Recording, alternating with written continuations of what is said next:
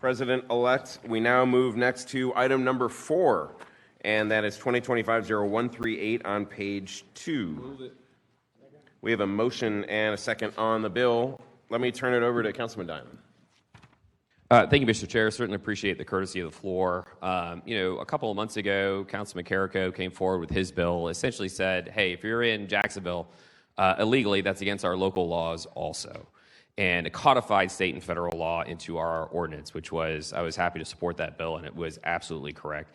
This is essentially the second half of that, which says if you are accepting essentially services paid for by taxpayer dollars here in Jacksonville, and you're not in the country illegally, you shouldn't be able to get it. And that's exactly the position that we've been put in by the last federal administration. They had an open border, 20 million people crossed the border. I'm not stupid. If I were one of those people, I would have wanted to get to America also. But I would have done what my parents did, which is wait in line and come to America legally. So this bill is a response to a crisis created by the last administration that states and cities across America are now dealing with. Some places are saying we're going to go ahead and be sanctuary cities. We're going to be sanctuary states. Look at Colorado. You can see the result of that. And I don't want that. I think the mayor wants that, but I don't want that. And I want Jacksonville to be a city that says we are going to take care of the people who are here legally. And only after everyone here is safe and legal and taken care of are we going to start spending taxpayer money on other people, which, by the way, will never happen because there's always going to be needs. So that's the purpose of this bill. It does a couple of things. First thing it does is it requires us to figure out what's going on because no one has any idea what's going on. We have no idea how many people in our public housing are illegal aliens. We have no idea how many kids in our public schools are illegal aliens or their parents are illegal aliens. We have no idea who's getting public assistance or any of these other things. We have no idea. No one's asking the question. So we are just in this big question mark like a lot of other cities and states across the country. So this bill starts to get at those questions. Second thing it does, it says we're not going to use taxpayer money for that. Now, in the last committee, Neighborhoods, not my favorite committee, I won't lie. The liberals there started to try to, they try to withdraw it, and they just want to put their head in the sand and pretend like we don't have a crisis that has been created by the last administration. I get it. I guess I understand that that's what they campaigned on. But let's be clear. Jacksonville voted for President Trump. The number one thing President Trump ran on was to clean up this illegal immigration mess. We said this is what we want. This is what we voted for, and that's what the bill does. It says we're not going to use taxpayer dollars for people who are not here legally. Now, Councilman Amaro came through with an amendment. I didn't fight the amendment. I understand that a win is important for me personally, to get the ball moving in this direction. We can always come back and fine-tune things. And so if that's what it takes to get the bill across the finish line, I understand if this body wants to take up that amendment. The only thing I say is let's not back down from the requirement that we figure out what's happening, right? We have to know where we are. And so that's what this bill does. If you all want to take up the amendment, I'll leave it there. But this bill has been out for 2 months, so hopefully your questions are answered. There's not too much mystery to it. Appreciate the courtesy of the floor. Thank you. All right. Thank you, Mr. Diamond. Over to Councilman Freeman. Thank you, Mr. Chair, and through the chair to Councilman Diamond. Thank you so much for your passion, the spirit at which you bring topics to the surface. I think this bill is going to pass. So I know you're saying getting the win. I don't think that there's a situation here where this bill does not pass. But there are some questions that I think we need to make sure that we're answering so that the full intent and spirit of the bill is what's met. So through the chair to Councilmember Diamond, when we're looking at our services, our organizations that service kids in our community, or medical issues like UF Health. Those are two areas that I want clarity in as I look to support this, because I'm going to support the bill. How do you propose that with the language in this bill here, we're able to ensure that when someone comes in with a medical condition at UF, and I believe that they are bound to treat them, that they're not in violation of a law that we pass? So I would love to hear your thoughts as an attorney, kind of a recommendation that we can do to protect UF in that scenario. Through the chair to Councilman Freeman. Look, you're asking the two best questions, I think, about this legislation. Spot on. So we'll talk about KHA first. In order to get KHA services, you have to be in DCPS or you have to be at one of our private schools. DCPS is supposed to be ensuring the status of the parents of the students at DCPS. If they're not, That's a DCPS issue that they need to handle. And so this bill, in many ways, puts the onus on DCPS to wake up and figure out, are they following the law? They need to, right? I've talked to many members of that board. They want to. They know this legislation is coming through. They know that issue is out there, and they are addressing it. So that's the issue with KHA there. The one for UF Health it's a critical issue. Someone's here illegally, but they get in a car accident, and they're brought to the emergency room. No one's checking their ID, right? They are literally required by law. UF Health is to service those people, to get them stabilized, to get them to a place where they're not in critical care. After all that could be weeks. After all that, there is a requirement to figure out, okay, so who are you? How are you going to pay for health care? What's going on? I think, and Councilman Boylan kind of got to this in the last committee, and I wasn't in any way referencing you from the last committee, Councilman Boylan. Essentially, how do you do this? If, let's say, you're a PSG, or if you're one of these other grant takers, or UF Health, or any of these, how do you actually implement this, right? So we're legislators. Our job is to say, here's the line. We want to make sure that when we're giving grants, the grant recipients are telling us that they know this is the law. The actual implementation of that, the enforcement of that, is the mayor's job, right? And I'm not under any confusion that the mayor is going to do anything to really implement any sort of consequences on anybody that they feel might have violated this law. So what I really want to do is get out of this the reporting requirements so we know what's going on, and two, to lay down the line and say, look, this is what we want as a legislative body. And so that's, I think, where we'll land. Mr. Chair, may I? Yes, please.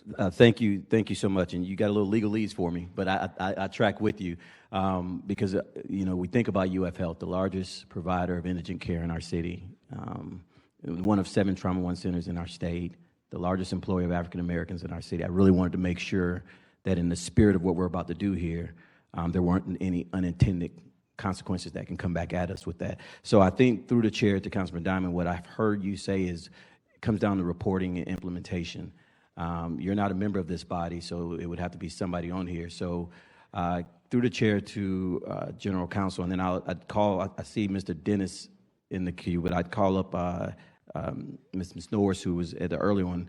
But through the chair to OGC, can you capture maybe what Mr. Diamond was saying in the spirit of what he's looking to do to ensure that we're not, when he talked about DCPS, that's a school system with KHA, so KHA should be okay. But from a reporting, I don't recall, the screen kept freezing this morning, so it was going in and out, and I missed a lot of the debate that was taking place with the Amaro Amendment. But is there a way to capture what Mr. Diamond was saying, or if he wants to try to restate it, or if you want to hear Ms. Norris try to do it? I just want to make sure that whatever this body does supports the spirit of what we're trying to accomplish in this piece of legislation. I'd let Mr. Diamond take the first attempt before Ms. Norris. Thank you, Mr. Chair, and that's no commentary on Ms. Norris at all. I'm not sure I really understand what you're asking. So the bill as it's written, I like. However, if you wanted to soften the language, it's probably not the right way to put it. If you wanted to do step one out of 2 steps, and only that, what you could do is take the Amaro Amendment and pass it. You could do that. You could maybe take the DEI piece of his amendment out. I don't particularly like that piece of the amendment, but the rest of it you could propose and pass. And then the bill as it's left would be mostly about reporting requirements, and then would take out emergency services, health KHA, and would take out kind of like immediate health-related services. I think it does that anyways, but it gives people a little bit of better stomach. I understand that as a step 1 of 2. I would come back, though, just to be clear, to clarify once we learn more about what's actually happening to target that. Mr. Freeman still has the floor. But yes. Freeman, I'll just say real quick, Ms. Stefopoulos has a copy of the Amaro Amendment. Yeah, and I really I don't know the Amaro Amendment. I was really trying to see if I could limit our debate and from the 20-plus minutes that we could take and just get to the spirit of what Councilman Diamond, and what I garnered from what you said was that in this language, if you were amenable to something with KHA, make sure they're protected because of DCPS, and you talk to school board members, and they want to do it, and that was reporting, and that was implementation.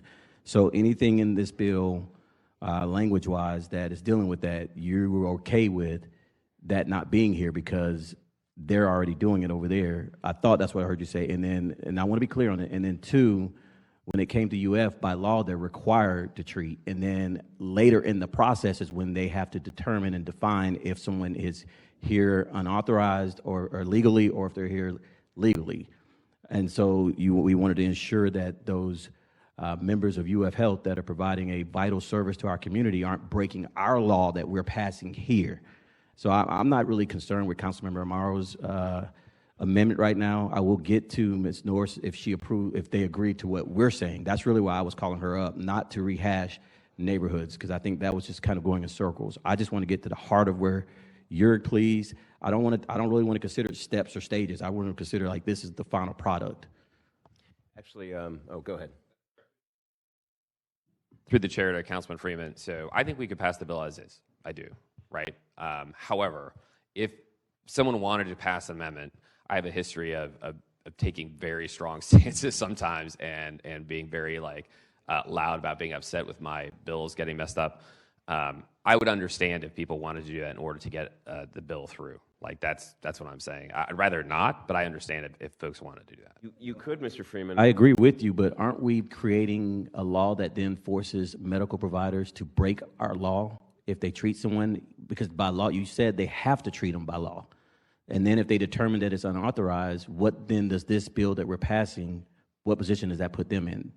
Through the chair, and maybe OGC wants to weigh in on this, this is about the city of Jacksonville funds. So UF can do whatever they want. It's not an entity of the city of Jacksonville. It just isn't, right? It takes some of our money, but it's not Jacksonville. But Mary's standing up. Maybe she can sharpen that knife for you. Thank you. So through the chair to Councilmember Freeman, so if you wanted to ensure that the bill does not affect UF, because the city does have a direct contract with UF that we provide funding for indigent care and related medical services, you could amend the bill to just include an exception for medical services so that way you know whether it's UF or another entity that's providing medical services that they're not going to be included in this provision. But of course, the introducer may feel differently or have something to say about that recommendation. Through the chair to OGC, thank you for that, but there are some medical services that I don't agree with or support, so I'm a little leery on just having a blanket statement of medical, and UF's not doing it, and so if we just limit it to UF, I'd probably be okay with that, but if it's a blanket for anybody that's providing medical services for people, I would have a little heartburn unless I know every medical procedure that we're talking about. You could also limit the exception to indigent care medical services if you wanted to target that particular contract that we know with UF. We are providing city dollars for medical services. Okay, thank you. And through the chair to Councilman Diamond, because I'm not going to put anything forward unless it's something that you feel. Okay, so through the chair to Ms. Norris, is that something that gets us closer to a step in the direction that you all may be amenable to? Am I on? I'm on. Brittany Norris for the administration. It gets us a step in the right direction. Ideally, we would like to narrow the scope of this very broad legislation to alleviate vulnerable populations being targeted. And so, in our mind, it was medical services, it was welfare services for labor and sex trafficking, and it was also not targeting kids. So we think that there is room here to narrow the scope. Our concern also comes as far as UF and the Jacksonville Symphony and stuff like that. We fund capital projects. UF Health is actually receiving money for the trauma center, which required a waiver of the same section being changed. So that is not the indigent care. That is actually a facility from which they will provide service. So how that moves forward, that's a place where we would want clarity. So we think that including an exemption for medical services for vulnerable populations it's our preferred move. There's also a second amendment, if I can, that we are open to, which would remove, basically it removes any code changes, but it keeps the reporting requirements on the city as far as the federal grants, the housing, all that good stuff, which seems to be a focus, and we're open to that. Okay, thank you, Ms. Norris, for that. Well, I know for me, Councilman Diamond, always a huge champion for making our city the safest and the best it can be. And so I trust them, and when it comes to the KHA piece with the school board, I'll definitely keep my ears open if Council Vice President, President-elect has anything else to say. But for me, I would, if it's okay, I would like to offer an amendment on the UF Health piece to ensure and Councilman Diamond's going to have to help me with the legalese part, but to ensure that we are not putting our medical providers in violation of our law by passing it. I don't know how to word that, but that's what I would like to do, offer as an amendment if someone can help me. And I don't know if that's you, Councilman Diamond. I don't know if that's Mr. Pear, if it's, but that would be where I'm comfortable in adding an amendment. And if anybody else has more, I'm willing to listen. For clarity, over to Mr. Diamond to answer that, but for clarity, we have a $50 million contract with UF Health for indigent care, and that could potentially be what's exempted out by what you're getting at. Over to Mr. Diamond. Yeah, I mean, I think maybe to provide a little bit more clarity from the three things that Ms. Norris talked about. One, you could just exempt UF Health from this. I mean, that's the easiest way. The second is, I do think you ought to include the sex trafficking. If somebody was trafficked into Jacksonville, like, that's not their fault. So if there's some sort of any funding out there for them, like, I think that would make sense to take that out. Candidly, we just didn't think about it when we drafted the legislation. As soon as it was brought up, I was like, oh, that's definitely coming out one way or the other. And the third is you could just exempt KHA for a year until we figure out what they're doing and the school board has a moment. So those are just quick three ideas. So moved. Yeah. All right. We have a motion, and Ms. LaPera, will you repeat the motion? I think there were three parts: UF Health, sex trafficking, and KHA for a year. Yes, through the chair to the committee, it would carve out UF Health and make them exempt from this provision. It would exempt labor and sex trafficking victims and people who provide such services to them, and exempt KHA for a period of 1 year. All right. Everyone who's on the queue, please stay on the queue. I'm going to go down the names and ask if you want to speak on the amendment before we vote on it. Was there a second on the amendment? Yeah, there's a second now. Or if you want to wait to the bill, we have Mr. Carlucci, Dr. Johnson, Mr. Carrico. Mr. Carlucci, you don't want to speak on the amendment, or you want to wait till we pass? Yeah, the amendment, yeah. Okay, go for it, sir. Okay, I'm trying my best to understand this. So what's left out after you take out, through the chair to Councilmember Diamond, what is left out that would be affected by this bill other than the three things we just exempted? Through the chair to Councilman Carlucci, number one would be all the reporting requirements, right? Tell us who's getting this funds, what are we doing? So that's one from thing. Who? From all city departments, city agencies, so forth? Yeah, through the chair to Councilman Carlucci. Yeah, for all the ones that are listed in the bill, they're all listed there. So that would be one thing. And then two, you'd still have other entities that are getting city funds. They'd still have to, through an implementation process by the administration, to say, hey, you're not allowed to use this money, for services for illegal aliens that are not those buckets. So I didn't look at the list. I have to admit, I haven't seen the list. But my concern is, and I don't understand what you're trying to do, and that's, where you come from, and that's your position. My concern is that, is there an organization that could render very humanitarian outreach to somebody who may not be documented but needs immediate help? And, this is where I get a little concerned that we're drawing perhaps a line, and some people can come in and some people can't. Now, if they're here and they're not documented, well, that's for the feds to take care of. But it just concerns me that if the parent of a child, if a family needed some assistance, they're not documented, they're still human beings that live and coexist with us. And I got to tell you, many of them provide a heck of a good value and service to our community in all kinds of fields. And this is not a liberal conservative issue to me. This is an issue about, well, what if I was in their shoes? That's my concern. That's the brass tacks. It's easy to talk up here and get tough on this kind of stuff, but I don't know if I'd want to be facing a family who wasn't documented because they left some country for fear of their lives, and then they come to America, and yes, they're not here legally, but they're faced with some crisis, and oops, sorry, you can't participate because you're not documented. That's my concern.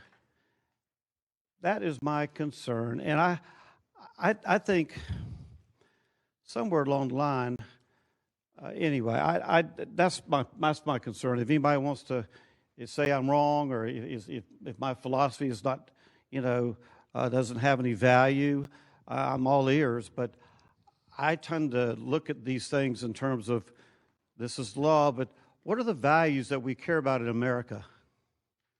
What are they? What values do we care about in Jacksonville? I can almost assure you that some work that I've had at my house, I don't know whether the people there were documented or not. I have a feeling there might have been two that may not have been. Very productive, wonderful children, making straight A's in schools, yes sir, no sir kids, do whatever they can to try to please. And if one of those that are thousands like that in Jacksonville needed vital help, are they going to be turned away at the door? I don't feel good about that. I'd like to hear what my colleagues have to say about it. Thank you. Thank you, Mr. Carlucci. You heard it here first that maybe folks weren't legal working on your house. No, I'm kidding. I'm kidding. That was just for fun. He said it. Yeah, that's right. Mr. Chair, since you used me as an example on that, yeah. I know you're teasing, and I get it. And they weren't children; they were over 18. Okay? I hope that brings your blood pressure down and you're not intimidated. But just teasing, a little humor. But I'm just saying that people are people, and when you affect a family, though, it can affect children. And I'd like to know just how many not-for-profits in Jacksonville, if they're confronted with particularly if their target market is families, children, whatever, I am sure that a lot of these not-for-profits have interaction with them. Are they going to have to start making a registry and start saying, nope, you're out? I mean, this is real-world stuff to me, and it matters. That's all I got to say. Thank you, Mr. Carlucci. I'll note we are speaking on the amendment, which has those three parts. So, Dr. Johnson and Mr. Carrico, do you want to speak on the amendment? I still needed a little clarification, Mr. Chair. I'm on the bill because I'm not fully aware, and I'm still trying to get through it, of Councilman Amaro's amendments, right, that he put on it. A couple months ago when Councilman Diamond initially proposed this piece of legislation, I kind of went through it with a fine-tooth comb, and I had some amended language, but I'm not sure. I think I would probably add it, not obviously at the amendment, but during the bill. And I would appreciate, I did want to speak to the bill, so I do have a few comments, but I do want to make sure that people I would be okay, as Councilman Freeman was saying, I certainly don't want people to show up at the hospital and us not do what is supposed to be our responsibility just as humans, right, to help other humans. And so if taking UF out of it, I can see that, but then what if it's a kid at Nemours? Because see, this is where we get into a little bit of a conundrum, because if a person who was undocumented lives here and has a kid here, which is where that dreamer thing comes in, which is why it should be a federal thing, not something we discuss on the city council. That's another conversation. But if there's a dreamer that is here and they, in many cases, don't even know that their parents are not in this country legally, we end up with this conundrum of saying, hey, we're helping the Nemours or the other different, and that's just what's top of mind, but those other different facilities that help with healthcare, you don't want to put them in a space where either we can't help them or they can't help people. And that's what's a little confusing for me right now. And for Dr. Johnson's sake, maybe I'll turn to Ms. LaPera or Ms. Stefopoulos for this. Nemours wouldn't be considered or affected by this contract, right? Because it's only services or contracts let by the city. And unless we have a contract with Nemours, that's private organization willing to use services however it wants. Through the chair, that's correct. This would only impact recipients of city funds and city dollars. Thank you, Mr. Chair. And that's true, with all due respect. But if this piece of legislation passes, as we know, there other organizations that we could help, and I have to use whatever foresight that I can. Yeah. I don't want to restrict the opportunity for us to help, whether it be the Mayo Clinic or whatever. There are organizations that may receive funds from the city, and we're now restricting them. This weekend, my church, the Catholic Church, had the black and white soiree where they were raising money. I'm sure some of the people that are helped through Catholic charities possibly were undocumented. I know that my church has a focus to try to help people who were not documented to be documented and to make sure their papers are done right. But I still don't want to turn people away if they're in this country, as was said earlier, if they are from countries that have major situations going on, and this seems like it will do that. Yeah, we may not have a contract with Mayo or Nemours or someone now, but this legislation will stop that in the future. Could we confirm, I don't know, maybe Ms. Caraher knows or Ms. LaPera, do we have any other contracts with any other healthcare providers for indigent healthcare services? And Mr. Boylan, you think we do? Mr. Chair, I know for a fact that we do through the PSG process. Volunteers in Medicine comes to mind very quickly. Other free and charitable clinics that also receive PSG funding.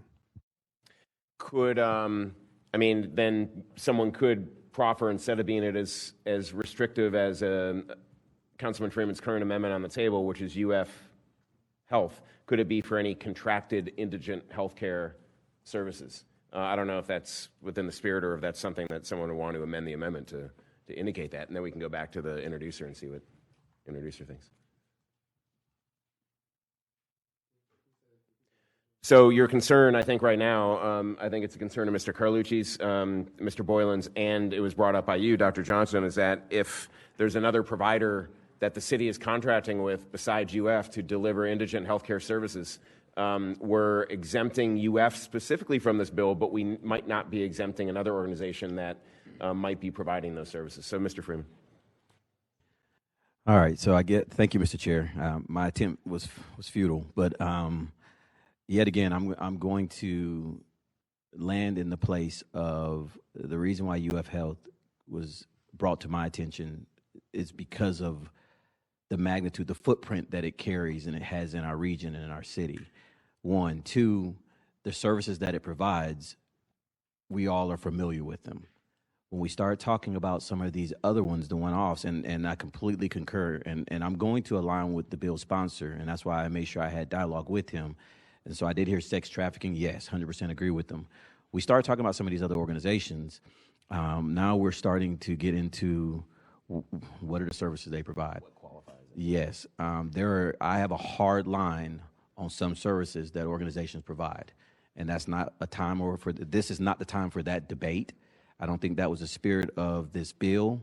And so if those organizations are negatively affected by this, through the chair to OGC, and a council member wanted to provide funds for those organizations, could they not come with a waiver at a later date? If and when this bill passed, if one of these organizations that I'm hearing may be left out or excluded, are we limited as a body from here on out in perpetuity of not being able to fund them if they needed it, if the will of that body at that time was interested in funding them?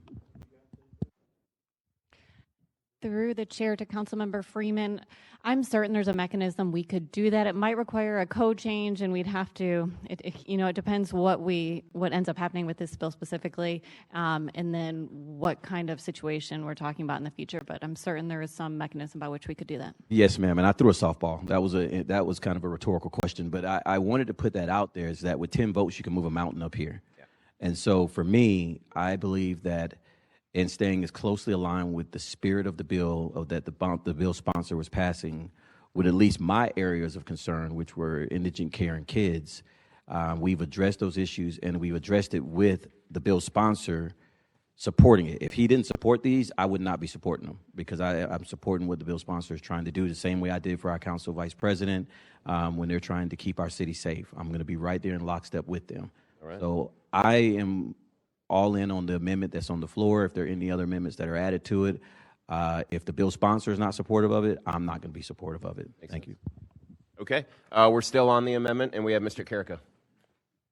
Thank you, Mr. Chair. I was okay with the bill right off the jump, but I appreciate the sponsor being able to have the dialogue and past President Freeman bringing up those issues. I think they're important, and glad you guys can agree on it. I was hesitant to speak at first because of my connection with KHA, with my day job and the conflict, but since that is now out for a year, it looks like possibly with this amendment, and I'm going to tread light. Tell me if I need to stop talking. I think it's a good idea to give that a year, and I just want to say to this committee that I'm going to commit to bringing back the co-meetings with the school board and the council, and we can definitely start having that dialogue in July, and we'll try to get one on the books and maybe do that quarterly with the school board and work through that issue. Because in my organization, we default to the school. When they get an application in to have an after-school or summer program with my organization, we look at their school ID number, we use that as verification, and that's our only step right now. So if it lies in the school board, we need to work with them and see that they're putting out all the effort to make sure that we're not spending money on things that we shouldn't. Thank you. Thank you, sir. Over to Mr. Boylan on the amendment. I think we're heading down a path here, and I'd like to, through the chair, to speak to Mr. Diamond about the prospect of this. I think we're recognizing and acknowledging some of the unintended consequences of this bill. And I like the reporting component of this, to get a handle on just exactly how many unauthorized aliens, if you will, or individuals that we are supporting through the various programs. So if you step back to say step one in this process is to make like a determination through the reporting process, the administration and others, just to say how many people are we servicing that through with city funds. Keep in mind too that in the context of many of these people, although they may be unauthorized immigrants to our community, they probably still are taxpayers in some form or fashion. Would it make sense to step back a little bit and say just how real is this problem for us? And so the monitoring requirements that you're asking for, the reporting requirements you're asking for, seems to make more sense to go down that road first before we cherry pick or pick and choose as to what organizations we're going to exempt from this either permanently or temporarily. So temporarily. Councilman Diamond, would you give some thought or consideration to the idea of putting this into place as a step one of a process to make determination as to how critical this issue is? Through the chair to Councilman Boylan, I appreciate the question. I think it's upside down, though. It's not the unintended consequences of the bill that I wrote. It's the unintended consequences of 20 million people coming across an open border and the burden that's put on our city, right? That's what it's addressing. That was the mistake that was made. That was the bad policy. Now, not just Jacksonville, but everybody's dealing with this, right? And everybody's having to write bills like this, and they're uncomfortable. They're hard. It's hard to say no to somebody who's a human being, right? But at the same time, if we don't write laws that say the laws matter, if there are no consequences to the laws in Jacksonville, then we become a sanctuary city, and we burden our taxpayers, we burden our police, we burden our fire, we burden our hospitals, and it becomes a massive problem, which is the opposite policy decision other people made. So I appreciate the spirit of what you're saying, 100%. Like, let's go figure out how big of a mountain we're trying to climb. But the answer for me would be no. I'm ready to go with this bill. And it wasn't unintended consequences, other than sex trafficking, which I didn't think of, because those people are not here on purpose and absolutely want to give them services, right? Let's get them help. Everything else was fully intended. I knew what the law was about UF Health. I think the bill is fine the way it's written. I knew what the law was with KJ. I think it's fine the way it's written. But if it gave people more comfort, I was fine to do that. All right.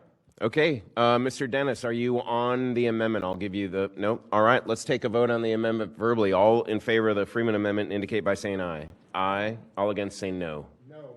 All right. The amendment passes.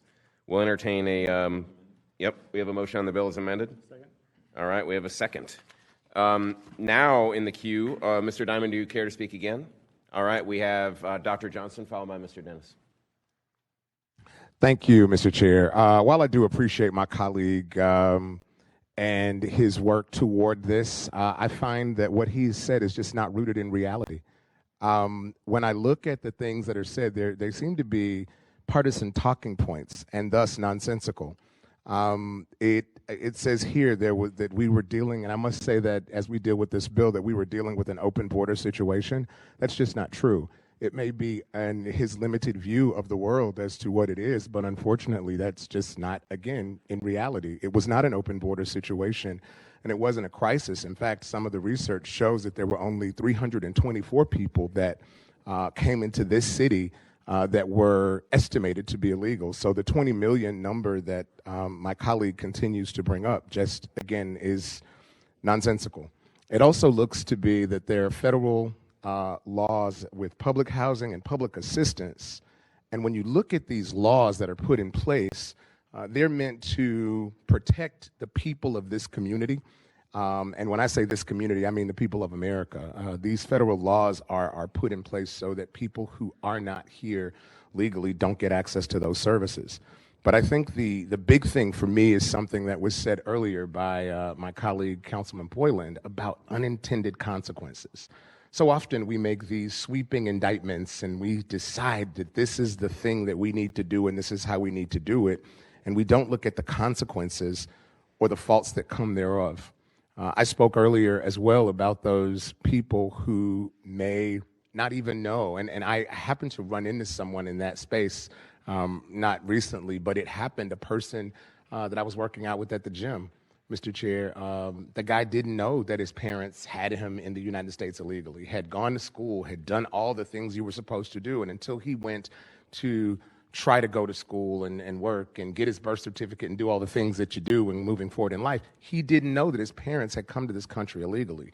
That was one of the reasons why the Dreamers program was so important, because it was about helping people who didn't even know they needed help at the time. And so when I look at a piece of legislation like this, where we blanket and attack organizations that are already taxed with a great deal of work to do, I think we must be more intelligent in the work that we do. We must do more research and understand that we are coming from a place of reality and of trying to help people. My first responsibility is to help our citizens, is to make sure that I'm a good steward of taxpayer dollars. But at the end of the day, I'm still a human. I'm still a person. And so when an unintended consequence means that there are people who may not receive health care or people who may not feel comfortable coming forward and having a conversation, I've got a major issue with that. And I do believe that in many ways, while this may be coming from a good place, and I respect this bill's sponsor, and I certainly consider him a friend, and while I do believe that this is coming from a good place, I just don't believe that it meets the threshold of having the proper research to be a piece of legislation that I can stand behind. Thank you. All right, and with that, in the queue, we have Mr. Carlucci, followed by Mr. Freeman, and then the administration's coming up at the end there. Thank you, Mr. Chair. I can't support this. It's like a one-size-fits-all, and it's not a one-size-fits-all issue.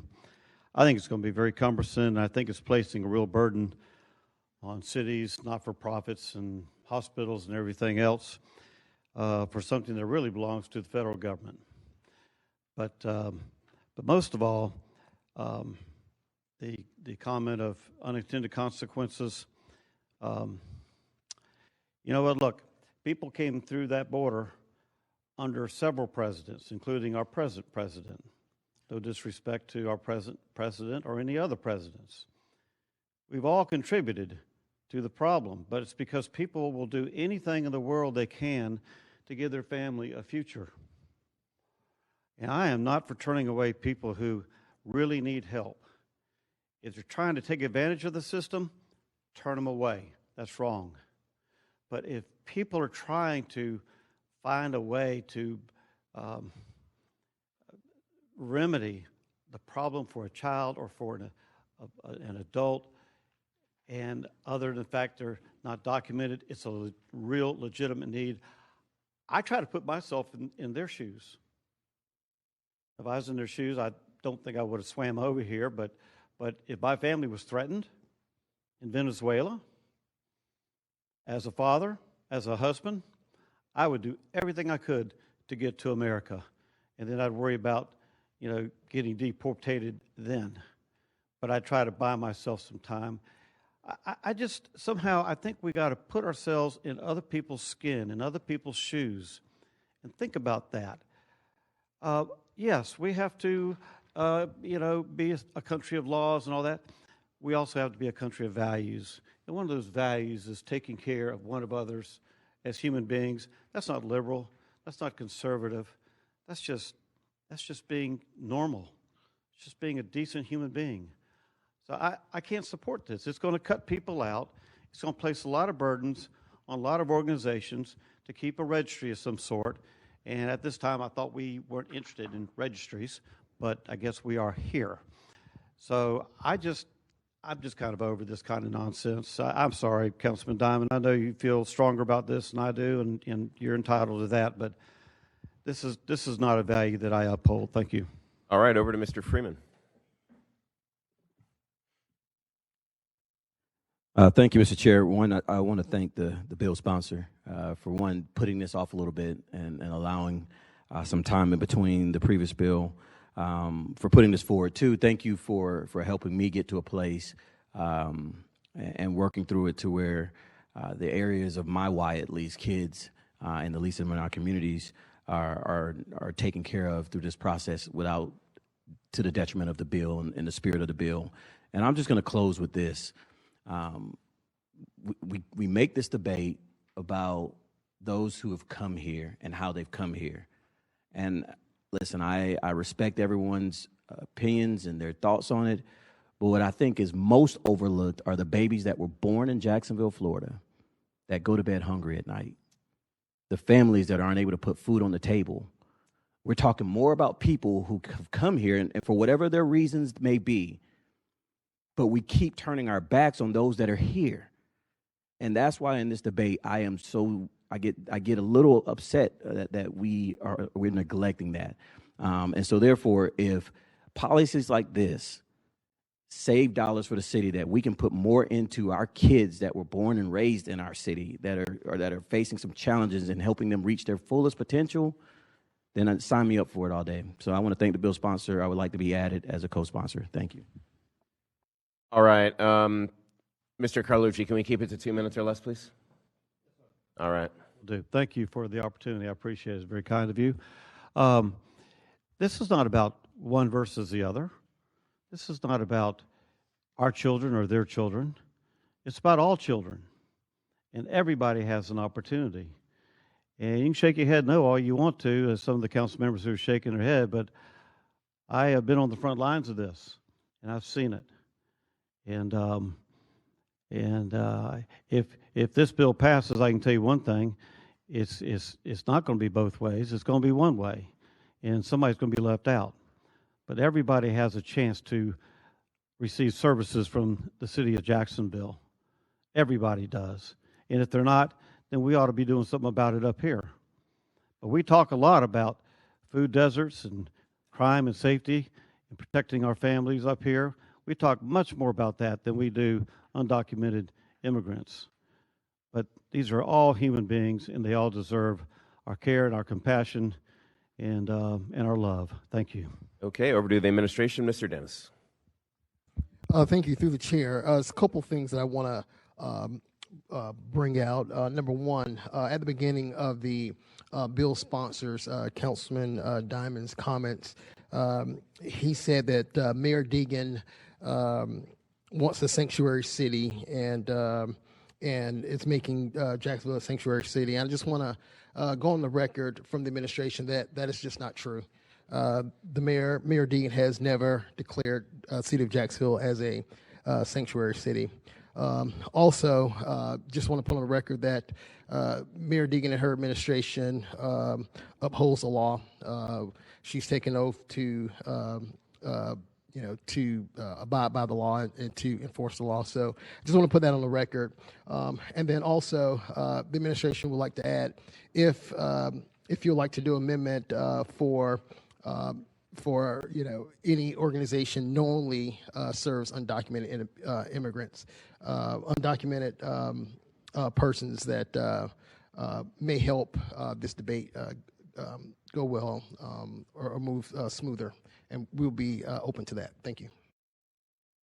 Okay, that brought more people on the queue. We're going to limit everything to 2 minutes now. Mr. Boylan, followed by Dr. Johnson. Mr. Dennis was reading my mind. I was focusing now very quickly on the CSG component of this.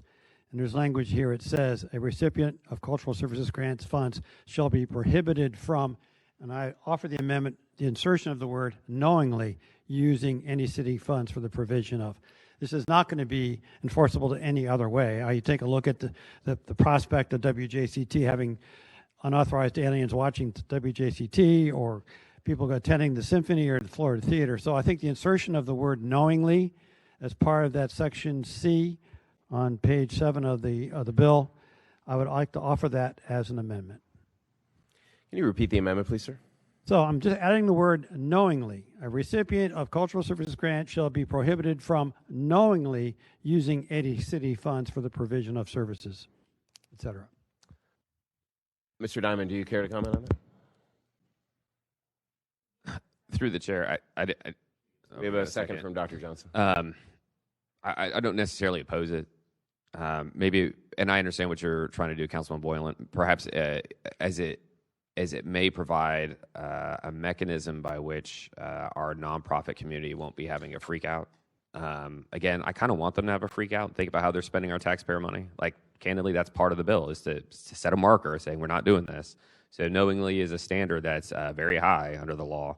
I want to oppose it in this committee, but I'd like to think about it before finance tomorrow. So if you all want to adopt it, we can look at it in finance. But today I would say no thank you, but I'm certainly willing to look at it for finance. I'm not saying like this is the worst thing in the world. Dr. Johnson, is that on the Boylan amendment, or do you want to wait till we take a vote on the Boylan amendment? Okay. Let's take this vote by hand. Actually, before we go, Ms. LaPere, will you tell me exactly where the knowingly comes into play here? Once Ms. LaPere is done. Through the chair to the committee, so the Boylan amendment would add the word knowingly, following the word prohibited from. It would insert the word prohibited from knowingly using city funds. Okay. But only as it pertains to the cultural services. Grant funds, only as it pertains to the cultural services grant funds. That's my understanding of the Boylan amendment. Mr. Boylan could clarify if needed. That's exactly right, sir. Speaking specifically to the CSG grant program. Okay, we have Dr. Johnson and Mr. Freeman. Anyone on the amendment? Are you on? I'm on the amendment. I have a question. I have a question. Okay. My question through the chair to, I'm not sure who, but if you could answer this for me, basically using the language that's put in with that knowingly space, if there is a place that knowingly, that again, services could be, again, broad. So if there's a place that is working with someone, and then you find out that they are undocumented, but you've helped them, does that then put you in violation? Because you now know, does that mean you stop helping services? That's where this gets a little confusing for me. Over to Ms. LaPere to answer that question. Through the chair to Dr. Johnson, so I mean, the onus would be on proving whether someone knowingly provided services, right? So you'd have to be able to show that the person knowingly used city funds to provide services to undocumented or illegal aliens. You see, though, Mr. Chair, this is why these unintended consequences, because if you are in the midst of, whether it be, obviously we're talking PSG in this specific space, but if, or CSG, I'm sorry, if this is a cultural services, my apologies, if there is an issue that you're working with, and I'm just giving you a hypothetical here, you're working with someone, you find out that they are in this state, and you are trying to help them get to another state, and part of the grant that you have to do the work that you're doing is based in the city, you then now have to stop. Like, do you also need to report them as well to say, I've now found this person is undocumented, I was trying to help them, I found out I have to stop? Again, this legislation, like many things, is still unbaked. The ingredients are not here for an intelligent piece of legislation, and I'll speak when it's my turn later. Thank you. Over to Mr. Freeman on the amendment. Thank you, Mr. Chair. I just wanted to go on record as well. If the bill sponsor says that for now he's okay with it, and then there'll be a discussion in finance tomorrow, for sake of keeping the discussion going, I will support the amendment today, but will reserve the right to change my mind tomorrow as we go into a deeper discussion. Thank you. Thank you. Mr. Carlucci, is it on the Boylan amendment, the word knowingly? I was in the other executive room at the time, and could somebody please explain the Boylan amendment to me? I would appreciate it. Go ahead, Mr. Boylan. Thank you, Mr. Chair. I appreciate the opportunity to do so for my friend and colleague. So if you look at page 7 of the bill, which speaks specifically to the section on the community service grants. It says, a recipient of cultural service grants funds shall be prohibited from using any city funds. My concern is that many times you'll have entities like the Symphony, Florida Theater, WJCT, who may have patrons of those services or programs that they don't know that these people are unauthorized citizens. So my great fear is that there's a box in the CSG grant application. Are you supporting any unauthorized aliens with your programs? And they're not going to be saying yes or no because they won't know. So if the word knowingly allows them to say, to our best effort, no one that we know is taking advantage of this who is an authorized alien. So that's all. I'm just trying to provide, as Councilman Diamond said, so that the freak out doesn't happen for the CSGs when they have to mark that box. All right. Seeing no other speakers in the queue, unless you want to finish, you still have the floor. Clarify one thing, please. So what the Boylan amendment does through the chair is basically says a box that you check that says, look, I really don't know, but that's not our intent, blah, blah, blah. Yeah, okay. All right, seeing no other speakers in the queue, we do have the Boylan amendment, and I'll just add my two. I'll support it because the introducer didn't say don't support it. He was fine with it, and it doesn't ruin the spirit of his bill, and it's limited to cultural services grants. So we'll take this vote verbally. All those in favor of the Boylan amendment indicate by saying aye. Aye. All against say no. All right, the Boylan amendment passes. So now let's entertain a motion on the bill as twice amended. Should we roll them up and make them rules? No, because he said he wants to talk. Yeah, let's not because he wants to talk about it. No rolling. As twice amended. All right, we have a motion and a second on the bill as twice amended. All right, and seeing no other speakers, I've kind of kept quiet on this bill. I'll only add this. Thank you to Councilman Diamond for introducing it, and my main concern on it was merely indigent care. So that's why I was kind of hopping when you were talking before. Thank you to Councilman Freeman for amending it for indigent care. With that, I think it's a good bill, and I'll support it. We have Mr. Miller in the queue, and then we'll take a vote. Thank you, Mr. Chair. Through the chair, listening to the different projections of numbers and what the magnitude of the problem may be here, I was just curious. So I reached out to JSO, and I said, hey, what do the numbers look like? Just in those who we have known were illegal immigrants, or if you want to use undocumented immigrants who have committed crimes. These are just, in less than 5 months, 255 were processed from January 1st to May 22nd. All were found to be illegal, and they had committed crimes. So we want to start talking about, it's not a problem, there's 324 or less just here, and so are we making something out of a problem that isn't there? Just want to put it in context. Thank you very much. All right, 2 minutes, everyone who's already spoken. Dr. Johnson, you're up.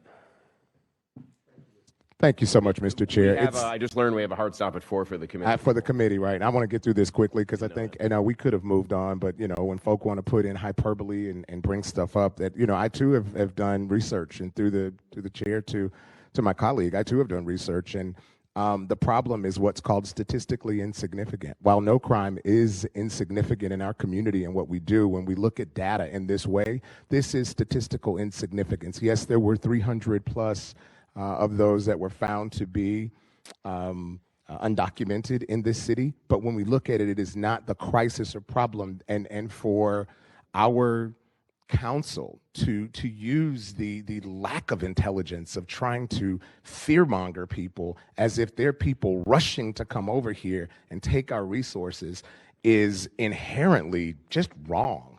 I don't see how we could do that. As I look, I do have a page of amendments. I'm not going to propose them because I do not believe that they will pass. I still don't think this legislation is completely baked.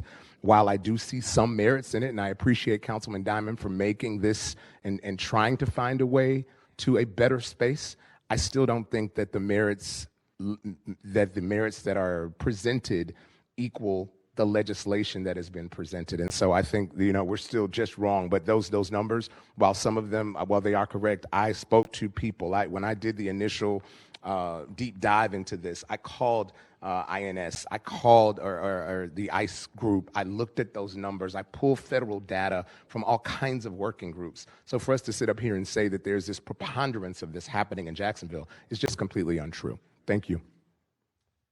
All right. Seeing no other speakers in the queue, we have a motion on the bill as twice amended. You said something about you're good? Okay, let's open the ballot and record your vote. I know. 5 yeas, 2 nays. And you didn't get to vote?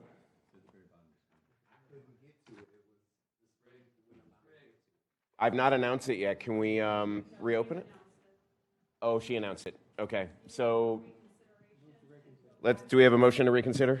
And we have a second to move to reconsider. Let's take the...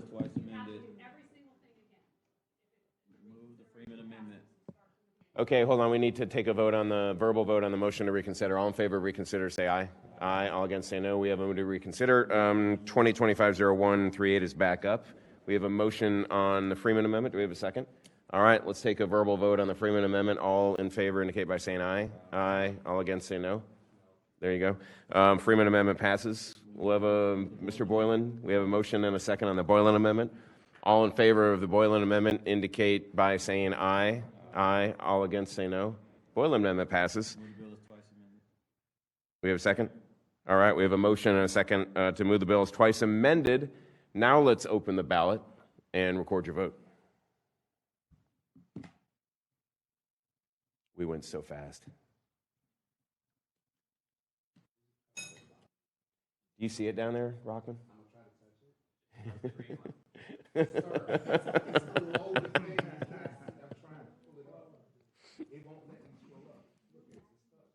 Can you take Dr. Johnson's vote verbally? Okay. 5 yeas, 3 nays. All right, by your vote, 2025-0138 passes. So we have two that we want to quickly get to. The first one is number 15. The council president wants to get to this one. I have a feeling it'll go really fast. It's on page 9, 2025-0354. We have an amendment.